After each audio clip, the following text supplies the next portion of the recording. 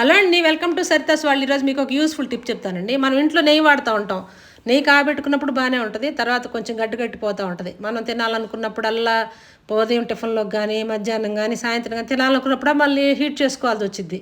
అలాంటప్పుడు అది హీట్ చేసి చేసి అది కలర్ మారిపోయి స్మెల్ మారిపోయిద్ది, టేస్ట్ కూడా మారిపోయిద్దండి. పద్దాకలు హీట్ చేయటం మంచిది కూడా కాదు. అలాంటప్పుడు ఇలా చేసుకుంటే చాలా యూస్ఫుల్ అండి ఇది.